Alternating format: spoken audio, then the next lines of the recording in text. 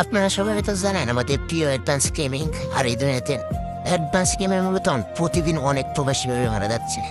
এই তো কিছুদিন আগে আমার এক রুমমেট এবং আমি আরও 4-5 জন মিলে একসাথে নামারে যাই। আর তখন আসার সময় সে গাড়ি অ্যাক্সিডেন্টে মারা যায়। তখন তার প্রায় 7 দিন পর্যন্ত তার লাশ মর্গে ছিল। তার ফ্যামিলির সাথে আমরা যোগাযোগ করি। তার ফ্যামিলিকে বলি যে 5 লাখ টাকার মতো খরচ হবে, আপনারা যদি দেন তার লাশটা আমরা দেশে বেড়াতে পারি। কিন্তু তার ফ্যামিলি বললো কি যে এখন তাদের কাছে টাকা নাই, তারা কিভাবে কি করবে তারা কিছু বুঝতেছে না। আসলে মূলত যেহেতু সে মরে গেছে, সে এখন আর ইনকাম করতে পারবে না, টাকা দিতে পারবে না, তাই তার লাশের দরকার নাই। তো হলো কি, তারপর আমরা এমবেসি মাঝে যোগাযোগ করলাম। এমবেসি যোগাযোগ করার পর এমবেসির সাথে সবকিছু শেয়ার করার পর তারা বলতেছে এই ধরনের কোনো ধরনের ওর মতন বাংলাদেশ সরকার তাদেরকে দেয়নি, তো তারা কিছু করতে পারবে না। তারা সর্বোচ্চ টিকিট এবং সব ধরনের ব্যবস্থা করে দিতে পারবে, কিন্তু টাকাটা এটা তাদের ফ্যামিলি কিংবা আমাদেরকে দিতে হবে। তখন আরও 7 দিন প্রায় মরতে ছিল রাস্তা। তারপর আমরা সবাই কিছু কিছু টাকা দিয়ে একসাথে প্রায় 5 লাখ টাকা মতন জোগাড় করে সবাই একসাথে হেল্প করে। সব বাঙালিরাই বাংলাদেশের এমনিতে প্রত্যেক প্রবাসী বাংলাদেশি একজন আরেকজন বিপদে আসে, ঠিক আছে? তা শিক্ষিত না হলো না, একজন আরেকজনের বিপদে কাজে লাগে। তারপর হলো কি সবাই একসাথে টাকা দিয়ে তাকে আমরা দেশে পাঠাই। কিন্তু একটা সময় দেখছি ওই ছেলেটা প্রায় মাসে 1 লাখ থেকে 1.5 লাখ টাকা তার ফ্যামিলিকে দিত। তার বোন দেখে সে নিজে বিয়ে দিয়েছে এবং সে বাই করেছে, জায়গার সম্পত্তিও কিনেছে। কিন্তু সে প্রায় 8 বছর বিদেশ করছে। তো মরার পর আসলে কারো কোনো দাম থাকে না, মত প্রবাসীর আর কোনো দাম থাকে না।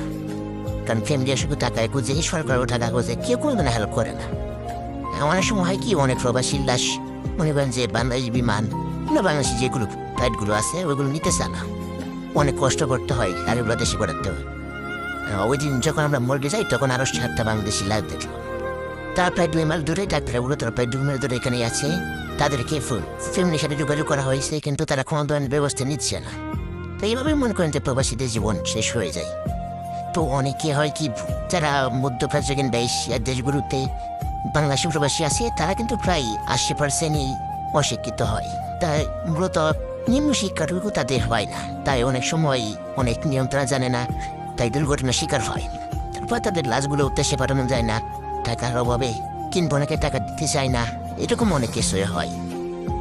তো অ্যাডভান্স গেমিং এর কথা হয়তো অনেকটাই ভালো, কারণ তার অনেক পরিচিত লোক আছে, এমনকি বাংলাদেশে অনেক পরিচিত লোক আছে, তার লাশটা হয়তো বা শহরে চলে যাবে। কিন্তু যারা এইভাবেই প্রতিনিয়ত মধ্যে পড়ে আছে বাংলাদেশে, তাদের কি হবে? তারা এইভাবেই সারা জীবন এখানেই হয়তো বা তাদেরকে এক সময় দাফন দেওয়া হবে, তাদেরকে আর দেশে ফিরে যাওয়া হবে না। প্রত্যেকটা প্রবাসী স্বপ্ন নিয়ে আসে, সে আবার দেশে যাবে, দেশে মানুষকে দেখবে, দেশ থেকে দেখবে, কিন্তু অনেকের কপালে হয়তো বইটা লিখে থাকে না।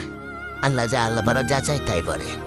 প্রত্যেকবার সরকারগুলো আসে, তার নতুন নতুন বলে প্রবাসীদের জন্য এই করবে ওই করবে, কিন্তু দিন শেষে কিছুই করে না। তো যাই হোক, আল্লাহ সবাইকে হেফাজত করুক, সবাইকে ভালো রাখুক। সবাই দোয়া করবেন আমার জন্য, এবং প্রত্যেকটা প্রবাসী জন্য দোয়া করবেন। তারা অনেক কষ্ট করে, প্রত্যেকটা প্রবাসী অনেক কষ্ট করে। তাদের কষ্ট দেখলে আত্মীয়কে জল চলে আসবে। হয়তো আপনারা অনেকে জানেন না, কিন্তু অনেক কষ্ট করে একটা প্রবাসী। তারা নিজের ফ্যামিলিকে সচল করতে অনেক কষ্ট করে টাকা ইনকাম করে। আল্লাহ সবাইকে বুঝার তৌফিক দান করুক, সবাইকে সুস্থ রাখুক।